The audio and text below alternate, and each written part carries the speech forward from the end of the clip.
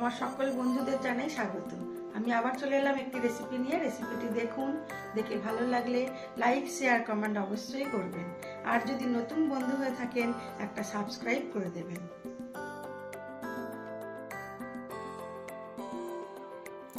আজ আমি বানাবো ভেটকির বাটার ফ্রাই। কিভাবে আমি ভেটকি মাছের বাটার ফ্রাই বানাই সেটাই আজকে দেখাবো। যদিও আমি ভেটকি মাছটাকে সেইভাবে কাটাইনি, তবুও নিজে একটু সাইজ করে কেটে নিয়ে বাচ্চাদের জন্য বানিয়েছিলাম ভেটকি মাছের বাটার ফ্রাই। বেশ অনেকটাই বড় একটা মাছ এনেছিল, সেই মাছটা থেকে আমি কিছুটা মাছ নিয়ে করেছিলাম কাঁটা চচ্চড়ি করে, আর কিছুটা মাছ দিয়ে করেছিলাম ভেটকি মাছের ভাপা, আর করেছি ভেটকি মাছের বাটার ফ্রাই। এই বাটার ফ্রাইটাই আমি কিভাবে করলাম আজকে সেটা আপনাদের সাথে শেয়ার করব। এমনি আমি বাটার ফ্রাইয়ের মাছ কাটাইনি, আমি এখান থেকে কিছুটা মাছ বের করে নিয়েছিলাম। যে মাছটায় কাঁটা থাকবে না সেই রকম একটু মাছ চাকা থেকে বের করে নিয়ে তার মধ্যে নুন আর লেবুর রস মাখিয়ে বেশ কিছুক্ষণ রেখেছিলাম। দেখাই কিভাবে মাছগুলোকে আমি ছোট টুকরো করে নিয়েছিলাম। ভেটকি মাছের মাছগুলোকে ছোট ছোট টুকরো করে কেটে নিয়ে কাঁটা বাদ দিয়ে, ছালটাও বাদ দিয়ে বেশ কিছুটা মাছ আমি নিয়ে নিয়েছিলাম। সেখানে দিয়ে দিয়েছিলাম নুন আর লেবুর রস মাখিয়ে বেশ কিছুক্ষণ রেখে দিয়েছিলাম। তারপরে ওই মাছটার মধ্যে দিয়ে দিয়েছিলাম আবার একটু স্বাদ মতো নুন, দিয়েছিলাম ধনে পাতা, পুদিনা পাতা আর কাঁচা লঙ্কা বাটা, দিয়েছিলাম আদা রসুন বাটা। এখানে মেয়ে মিক্সটা করে দিয়েছিল, ওই একদমই মাছ খেতে পছন্দ করে না, তাই জন্য ওর কথা চিন্তা করেই আজ আমি ভেটকি মাছ দিয়ে বাটার ফ্রাই করেছিলাম। তো বললাম বাটার ফ্রাই করব, তুইও একটু শিখে নে। সেই জন্য মেয়েকে দিয়েছিলাম মশলাগুলো মাখাতে। ও মাছের বেশ কিছুটা দূর দিয়েই যায়। যদি মাছ থেকে কিছু মাছ নিয়ে স্পেশাল কিছু করে দিই তবে একটু মাছ খায়, সেই জন্য বললাম একটু শিখে নে। সব রকম মশলা দেওয়ার পর ও দিয়ে দিয়েছিল একটু ময়দা, আর দিয়েছিল একটা ডিম ভেঙে।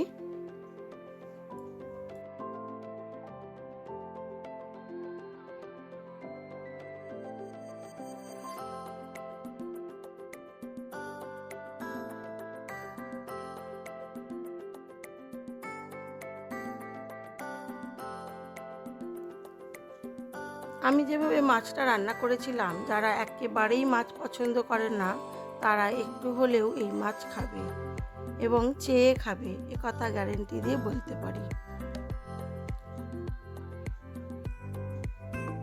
ও তো মোটামুটি জিনিসগুলো দিয়ে একটু মেখে দিয়েছিল, তারপরে আমি পুরো কাজটা করেছিলাম আবার।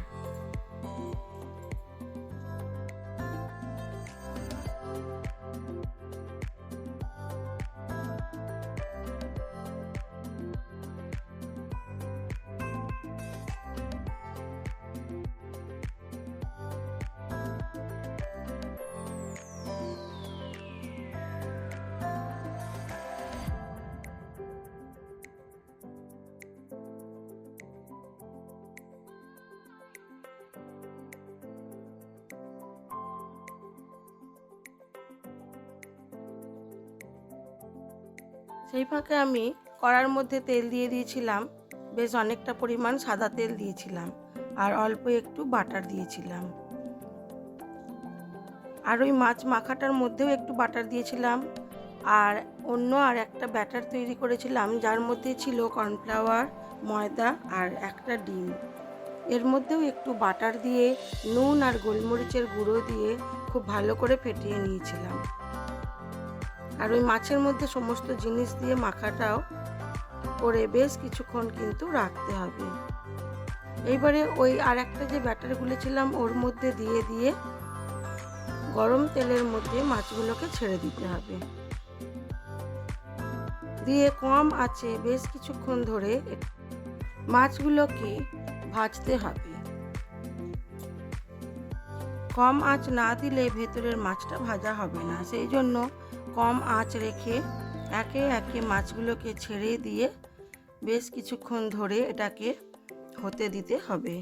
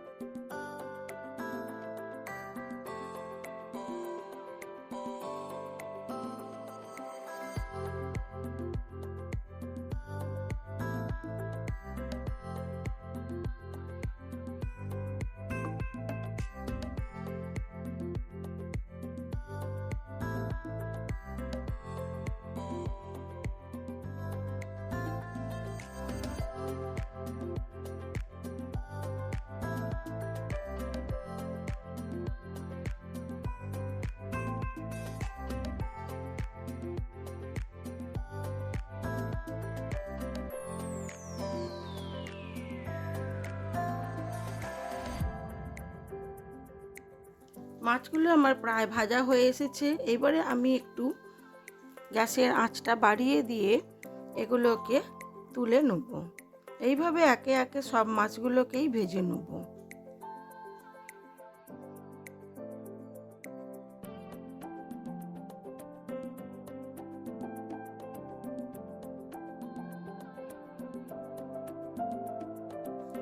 এবারে এটাকে তুলে নিয়ে আবার একটু ভাজতে দেবো।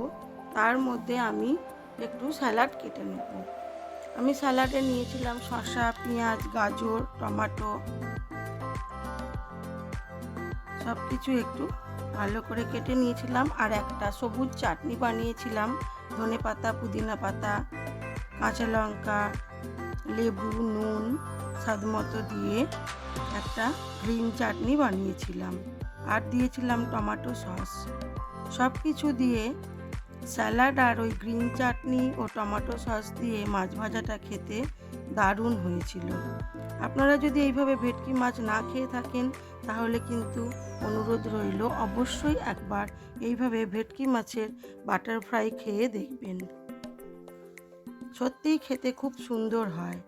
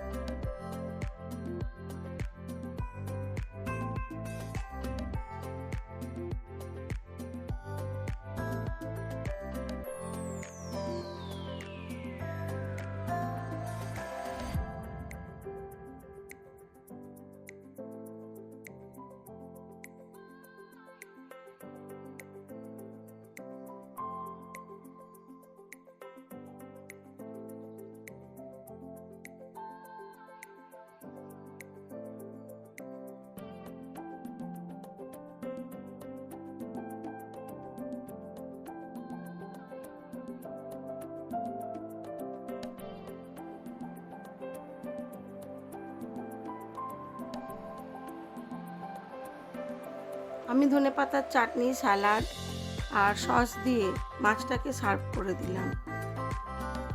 আমার এই ভিডিওগুলো যদি আপনাদের ভালো লেগে থাকে তাহলে লাইক, শেয়ার, কমেন্ট অবশ্যই করবেন। আর যদি নতুন বন্ধু হয়ে থাকেন একটা সাবস্ক্রাইব করে দেবেন। সবাই ভালো থাকবেন, সুস্থ থাকবেন, নিজেদের খেয়াল রাখবেন।